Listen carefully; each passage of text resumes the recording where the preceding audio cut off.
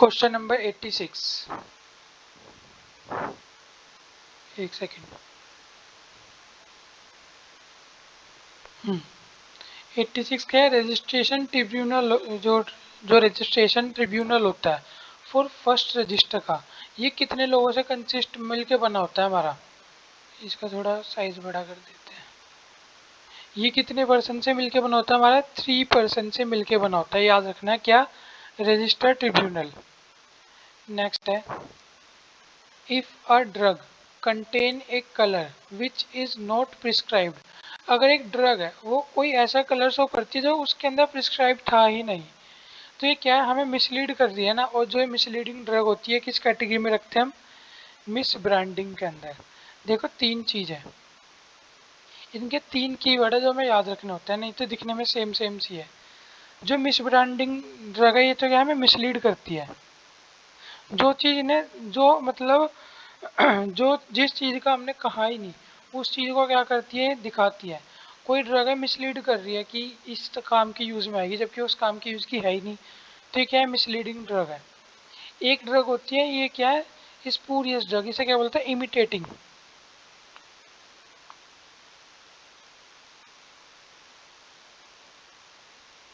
इसका बहुत अच्छा एग्जाम्पल है, मतलब दवाई से रिलेटेड नहीं है। एक पोमा आता है और मार्केट में इसी के जैसा क्या लिख जाएगा आपको? पोमा। अभी पोमा को पूमा के नाम से बेचता है, अलग सा अंतर करके। ये ऐसी ड्रग क्या होती है? हमारी स्पूरियस ड्रग होती है। मिसलीडिंग क्या है भाई? ये कह रहा है कि ये पूमा की है और इसके अंदर पूमा का कुछ है ही नहीं। इसने मतलब अपने ऊपर लिखी पूमा दिया साफ साफ, और जबकि इसका पूमा से कोई ताल्लुक ही नहीं था। तो ये क्या? मिसलीड कर रही है। और ये क्या है? एडल्ट्रेटेड। एडल्ट्रेटेड का मतलब क्या हो जाएगा? मैं सिंपल बताऊं, मिलावट। मिलावट मतलब इसके बनाने के प्रोसेस में अगर कहीं भी कुछ भी मतलब जैसे जो वेसल्स है, जो बर्तन लिए, यूटेंसिल लिए, वो साफ सुथरे नहीं थे, तो हमारे ड्रग्स क्या हो गए? उसके अंदर मिलावट आ गई। वही क्या? अडल्ट्रेटेड है। मतलब कोई भी ड्रग अगर खराब हो गई बनने के बाद, तो उसे हम क्या कह सकते हैं? अडल्ट्रेटेड है। फिर भी कोई इसे मार्केट में उतार दे, है उसी कंपनी की, सब कुछ सेम काम है, लेकिन ड्रग के अंदर मिलावट है। मिलावट इन द सेंस जहर नहीं, वैसे ही ये बनाने के समय जो भी कुछ गड़बड़ हो जाती है, तो ये क्या हो जाती है? हमारी एडल्ट्रेटेड ड्रग के अंदर आ जाती है। तो ये हमारा 87 हो गया। अब नेक्स्ट देखते हैं, standard for patient are laid down in. जो स्टैंडर्ड है फॉर, सॉरी पेशेंट नहीं है, पेटेंट है। जो स्टैंडर्ड फॉर पेटेंट, जो पेटेंट ड्रग होती है ना, उनका जो स्टैंडर्ड है वो किस शेड्यूल के अंदर आता है? पेटेंट ड्रग का मैंने बता रखा है किसके अंदर आता है? हमारा शेड्यूल वी के अंदर। अब हमें बाकी शेड्यूल भी पता होनी चाहिए। बाकी शेड्यूल का देख लेते हैं क्या क्या है। शेड्यूल सी और C1 क्या होते हैं? ये मैंने, जिन्हें नहीं पता, मैंने शेड्यूल की सारी एक क्लास करवा दी है। मतलब जितने भी सारे शेड्यूल है उन सब की आप पीछे जाके क्लास देख सकते हो। आई बटन में भी आपको मिल जाएगी क्लास, मतलब पूरी प्लेलिस्ट मिल जाएगी आई बटन में। हर वीडियो के आई बटन में पूरी प्लेलिस्ट अवेलेबल है, आप उस प्लेलिस्ट से देख सकते हो। और जस्ट इससे पिछली ही क्लास हमारी क्या थी? वो थी, क्या नाम है, सारे शेड्यूल्स की ड्रग थी। तो ये हमने सारे शेड्यूल किए थे। सी और C1 मैंने इंपॉर्टेंट के अंदर भी लिखवाया था। ये क्या है? वो ड्रग है, मतलब लिस्ट ऑफ बायोलॉजिकल और अदर प्रोडक्ट जिनका सेल, मैन्युफैक्चर, इंपोर्ट, ट्रांसपोर्ट, ये सब क्या है? गवर्नमेंट प्रोविजन के अंडर में होता है। F1 भी क्या है? वो है जो प्रोविजनल अप्लीकेबल होता है किसी भी ड्रग के उसके प्रोडक्शन में, टेस्टिंग में, और हमारा क्या नाम, पैकिंग हुआ, लेबलिंग हुआ, बायोलॉजिकल प्रोडक्ट हुए, अदर प्रोडक्ट हुए, इनकी पैकिंग वगैरह में जो भी क्या नाम प्रोविजनल लगता है वो क्या? शेड्यूल F1 में आता है। H क्या होती है? वो ड्रग जिनके लिए हमें क्या चाहिए होता है? प्रिस्क्रिप्शन मैंडेटरी होता है। मैं भी लिख इसलिए नहीं रहा हूँ क्योंकि मैंने पिछली क्लास में बहुत अच्छे से बता दिया है, मैं फिर भी बोल रहा हूँ। शेड्यूल H में क्या है? प्रिस्क्रिप्शन मैंडेटरी होता है, मतलब बिना पर्चे के दवाई नहीं मिलती, ये वाली, ये होती है शेड्यूल H की दवाई। अगला है, opium does not include preparation if it contain not less than. Opium को प्रिपरेशन में तब तक नहीं माना जाएगा एक्टिव, या माना ही नहीं जाएगा जब तक इसकी कम से कम कितनी क्वांटिटी ना हो? 0.2% ऑफ मॉर्फिन। मॉर्फिन का 0.2% ना हो तो हम इसे मानते नहीं है कि इसके अंदर अवेलेबल होगा। इसी के तरह इसे काटना पड़ेगा। हाँ,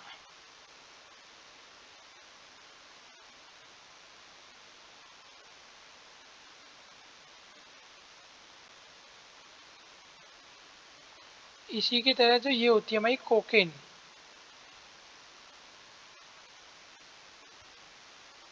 अगर कोकेन की 0.1% है तो माना जाएगा कि हाँ ये इसके अंदर क्या है, कोकेन है। और अगर इससे ज़्यादा हो जाए, 0.1% से ज़्यादा हो जाए कोकेन की मात्रा, तो क्या है वो फिर टॉक्सिक मानी जाती है।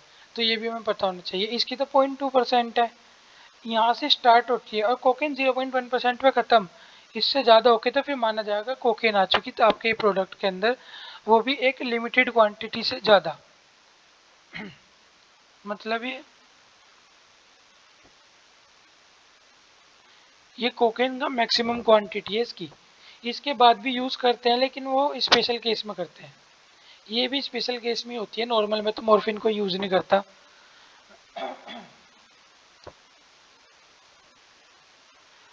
Opium स्ट्रो include all part. जो ओपियम स्ट्रो है इसके अंदर सारे पार्ट होते हैं, जैसे हमारा फ्लोवर हुआ, स्टेम हुआ, रूट हुआ।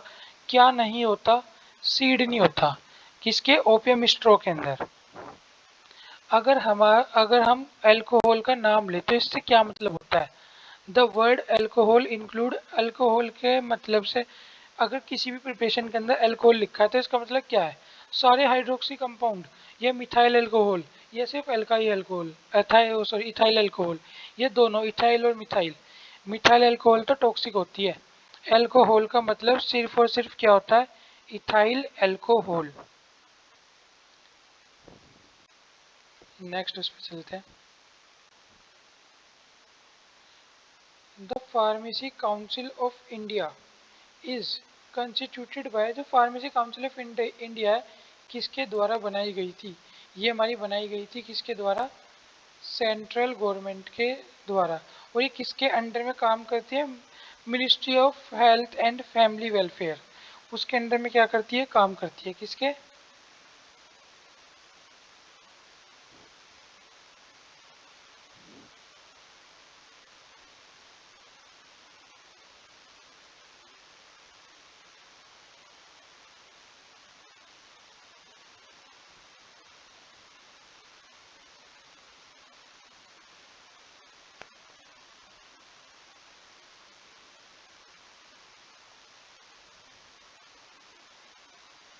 Ministry of health and family welfare, इसके अंडर में क्या ये काम करती है हमारा। ओहो ये कहाँ भाग रहा है।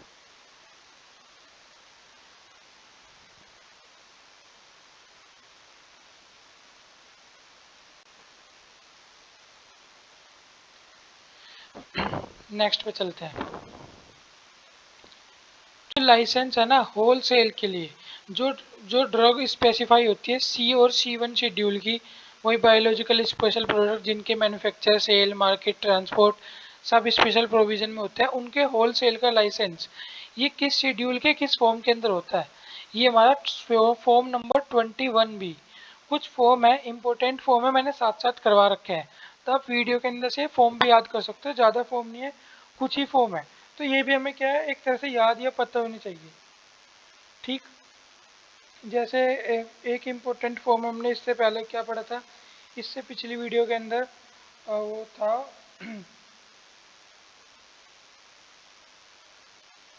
क्या तो कौन सा था, वो ड्रग इंस्पेक्टर है वो किस फॉर्म के अंदर अपॉइंटेड होता है, मतलब किस एक्ट के अंदर, 21 IPC एक्ट था। हमने फॉर्म भी पढ़े थे। अभी एक एक 21 फॉर्म था हमारा, बहुत फेमस है 21 फॉर्म।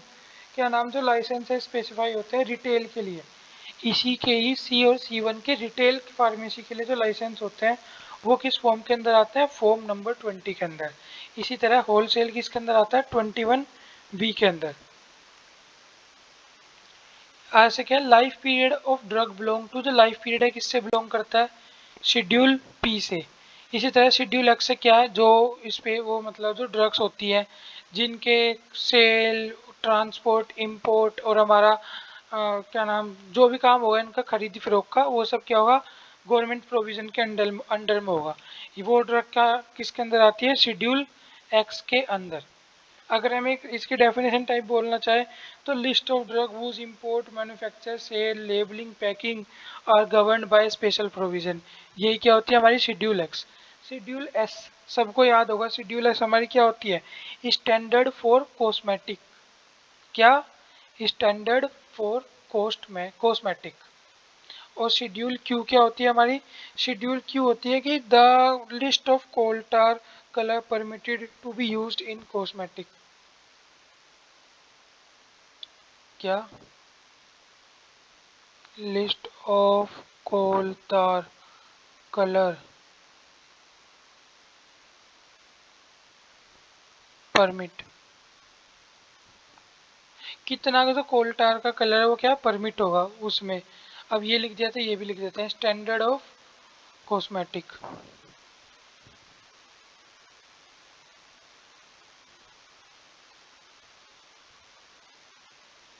शेड्यूल एक्स का तो मैं क्या लिखाऊं, ये तो बहुत लंबी डेफिनेशन है।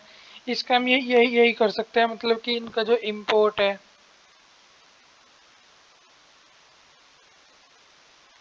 मैन्युफैक्चर है,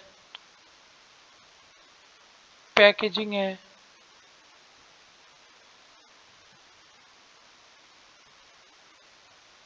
ये जो है ये सब क्या है? स्पेशल प्रोविजन के तहत होता है। देखो ये कुछ शेड्यूल्स आ गए। Schedule N indicate. Schedule N क्या इंडिकेट करता है? हम सारे शेड्यूल देखते हैं। Drug used in under medical. मैंने कहा था जो किसी डॉक्टर की निगरानी में कोई चीज़ होगी तो किस शेड्यूल में आएगी? शेड्यूल जी में। कैसे लिखूं? पूरा लिखूं? SCHEDULE शेड्यूल जी।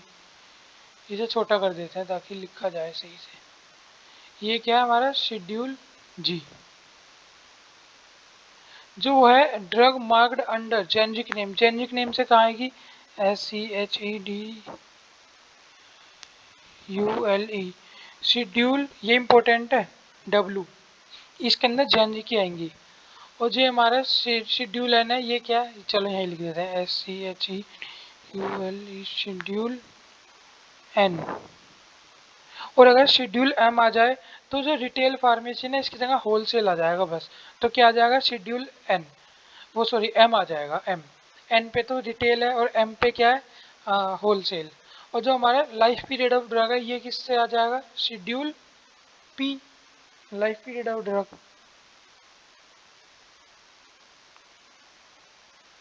मैं दोबारा एक बार कह रहा हूँ, सबसे रिक्वेस्ट ही है कि आप चाहें तो ये शेड्यूल की क्लास कर सकते हैं, बहुत इंपॉर्टेंट क्लास है।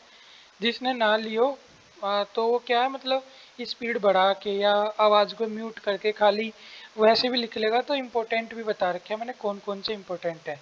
तो यही कहना चाहूँगा कि जो चाहे तो ले सकता है उस क्लास को, एक इम्पोर्टेंट क्लास है वो।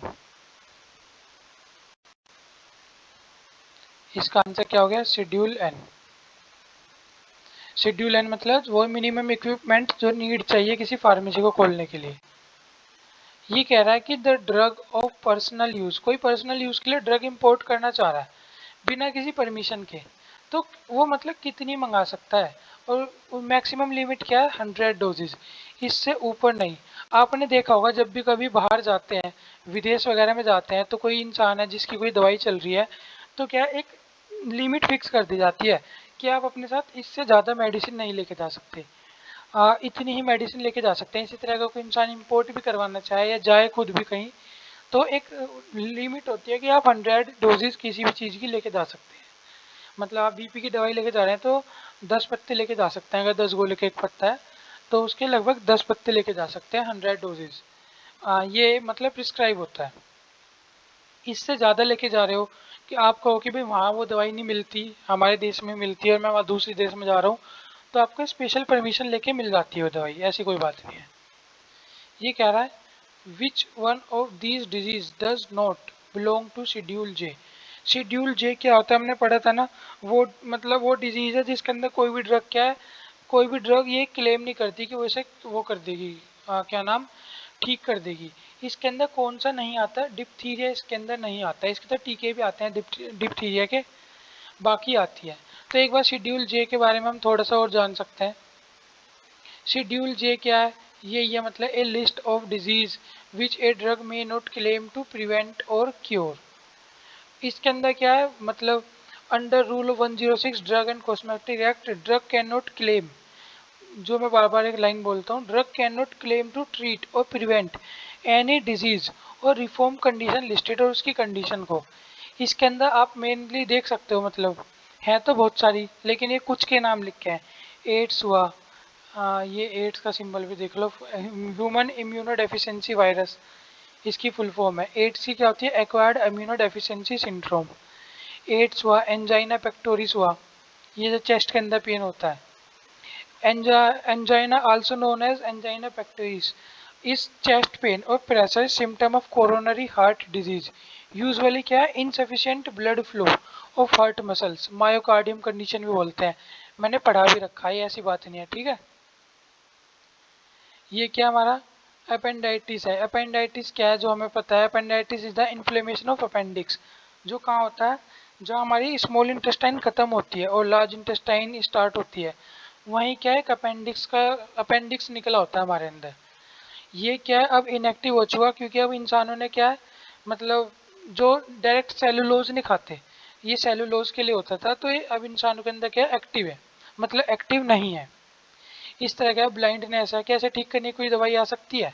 क्या ब्लड पॉइजनिंग के लिए कुछ ऐसी दवाई है कि भाई ब्लड पॉइजनिंग लो हम ठीक कर देंगे 2 मिनट में, या ये वाली दवाई खाओ ब्लड पॉइजनिंग ठीक करवा लो? ऐसे ठीक नहीं होती। इनके क्या लंबे इलाज चलते हैं। जिनके लंबे इलाज चले वो भी कैंसर है, बिनाइन ट्यूमर है, कैटरेक्ट है, और कलर चेंज है, और हमारा डीफनेस है, डायबिटीज़ है। ये क्या बहुत लंबे समय तक चलने वाली बीमारी होती है, और ये इन्हें कोई नहीं कह सकता कि आप मेरी 2 खुराक मतलब आप 2 डोजेज लो मेरी और ठीक हो जाओगे। तो ऐसी ड्रग क्या हमारी शेड्यूल जे में आती है। तो हम देखें जो ल्यूकोडर्मा है, ये देखो ल्यूकोडर्मा भी इसके अंदर है। ये ल्यूकोडर्मा, ये आपने देखा होगा जो हाथ है इनके अंदर क्या है, ये इस तरह पैचेस आ जाते हैं। ये क्या है? Vitiligo also condition leucoderma, a long term skin condition characterized by patches of the skin losing their pigment. The patches of skin affect become white and usually have sharp margins. The hair from the skin also become white. The inside of the mouth and nose also be involved. ये क्या है? आपने देखा होगा जरूर, आपके आसपास भी कोई मतलब मिल जाएगा कोई भी, उनके क्या है जो मेलेनिन, कहाँ गया, 1 मिनट भी भाग गया, जो मेलेनिन पिगमेंट होता है ना, जिसकी वजह से हमारी स्किन का कलर डार्क हो जाता है, ये क्या है कुछ कुछ जगह से गायब हो जाता है। ये क्या है? इसे बोलता है कि वाइट पैचेस आ गए। तो अब कोई कहे कि लो भाई मेरी लो 1 हफ्ते में आपके पैचेस ठीक हो जाएंगे, तो ये गलत चीज़ होगी, भ्रामक चीज़ होगी। ऐसी ही ड्रग को हमने क्या रखा शेड्यूल जे के अंदर। अब हम ऑप्शन देखें, ल्यूकोड्रामा 2 दिन में ठीक नहीं होना, लेप्रोसी भी सबको पता है ना, ये माइकोबैक्टीरियम लेप्री से होता है, स्किन डिजीज है। हिंदी में से सिंपल भाषा में, बहुत सिंपल में क्या बोलते हैं? कोड। और ट्यूबरक्लोसिस है भी लंबी चलने वाली बीमारी है। ये सब क्या है? शेड्यूल जे में आती है। लेकिन डिप्थीरिया क्या है? शेड्यूल जे में नहीं आती। तो आज की वीडियो में इतना ही। आप मुझे कोई सजेशन हो तो दे सकते हैं, मैं हर बार एक ही लाइन बोलता हूँ। तो बस ठीक है, बार बार क्या बोलना, सब पिछली क्लास से सब सुनते आ रहे हैं। Okay, thank you so much. हाँ लेकिन बात वही है, ये नहीं मैं बोल नहीं रहा हूँ तो इसका मतलब अब मैं कह रहा हूँ कि बस मुझे कोई ज़रूरत नहीं है, कोई सलाह मत दो, ऐसा नहीं बोल रहा हूँ मैं। मतलब मैं बार बार एक ही बात रिपीट नहीं करना चाह रहा, लेकिन मेरा भाव अब भी यही है, अगर कोई भी मुझे कुछ भी सलाह देना चाहता है तो आप मुझे दे सकते हैं। मैं पूरी कोशिश करूँगा, अगर मेरे बस में हुआ कि मैं उसे फॉलो कर सकता हूँ तो मैं उसे ज़रूर फॉलो करूँगा। और एक बात और, अभी हमारी दो मतलब मुश्किल से 1 या 2 दिन बाद मैराथन क्लासेस आनी स्टार्ट हो जाएंगी। इसके अलावा मैंने एक अलग से फार्माकोपिया की बहुत अच्छी वीडियो भी बनाई है। फार्माकोपिया के सारे एडिशंस भी है उसके अंदर, फार्माकोपिया क्या है, हिस्ट्री क्या है, और जूरिस के अंदर मैंने बता रखी थी कि सारे एक्ट एक साथ करवाऊंगा। ड्रग एंड कॉस्मेटिक एक्ट हुआ, मेडिकल टर्मिनेशन ऑफ प्रेगनेंसी हुआ, और medicinal and toilet preparation act हुए। ये सारे प्रिपरेशन की पीडीएफ तैयार है, बस थोड़ा सा फंक्शन चल रहा है उसमें, मतलब थोड़ा सा काम और बाकी है। मतलब कुछ डिटेल वगैरह मतलब अच्छे से तैयार कर रहा हूँ, तो थोड़े से टाइम में वो तैयार हो जाएंगी। तो बहुत जल्दी क्या है ये वीडियो भी आने वाली है। तो थैंक यू सो मच, आज की वीडियो में इतना ही।